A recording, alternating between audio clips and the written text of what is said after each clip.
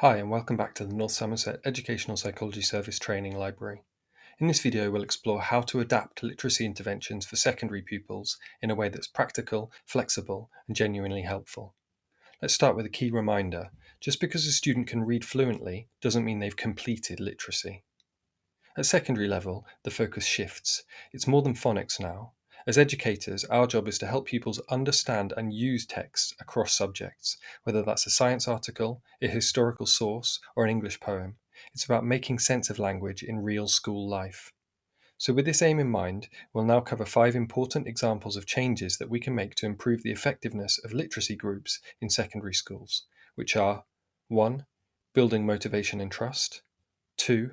Adapting content and format, 3.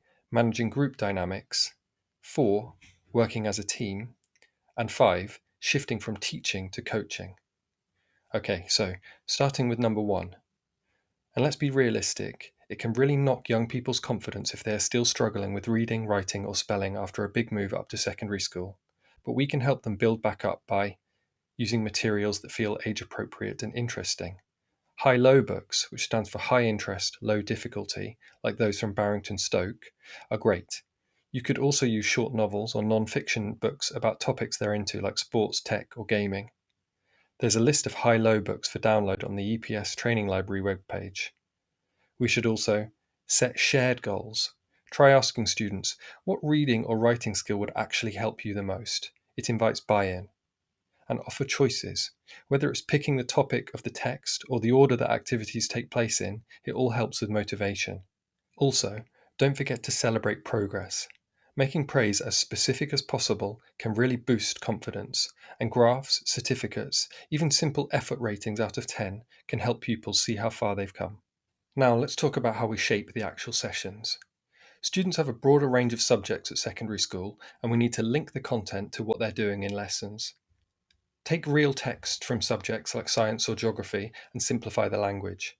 Pre-teach tricky vocabulary so pupils feel more confident when they see it in class. Make sessions fit into the timetable. A quick 20-minute slot during tutor time or PSHE can work well. And wherever possible, avoid pulling them out of core or favourite subjects.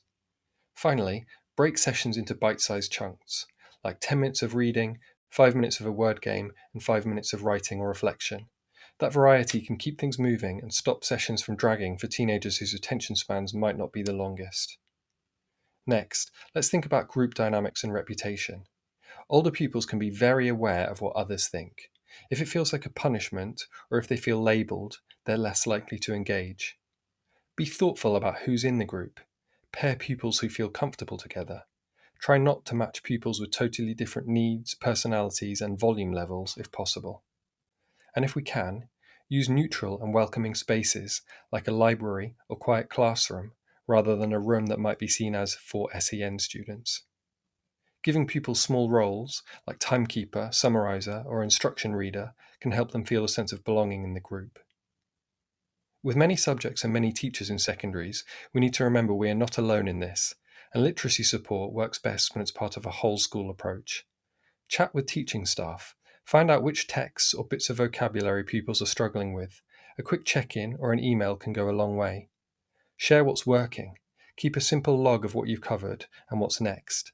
Let the SENCO, English lead, or pastoral staff know about any wins or worries.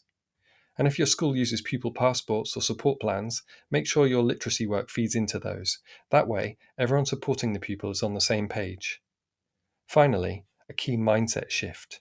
Think of yourself not just as a helper, but as a coach. It's not always about giving the answer, it's about helping the pupil think. Try questions like, what clues in the sentence help you guess the word? Or model your own thinking. This sentence starts with however, so I think the author is about to disagree. And encourage independence. Give students checklists like, have I answered all the parts of this question? Help pupils spot and correct their own mistakes. And most importantly, don't rush to fill silence. After asking a question, give a 10-second pause. It gives pupils time to think and builds confidence to respond. So there you have it, 5 key actions for adapting literacy interventions for secondary pupils. Build trust and motivation, adapt the content and format, manage group dynamics carefully, work as a team, and shift from teaching to coaching. With the right support, pupils can grow not just in literacy, but in confidence, motivation, and independence. Thanks very much for watching this video. We hope you found it useful and relevant to your role. On the Educational Psychology Service Training Library webpage, which is linked below this video, you'll be able to request your certificate for completing this training, download a range of guides and tools which help with running literacy interventions in secondary schools, and find links to all our other training series, including training on attendance issues, challenging behaviour, transitions between schools, working memory, and autism and learning support. You'll also find a video and tons of resources related to precision teaching, which is a free, proven method for boosting literacy skills that only takes a few minutes a day.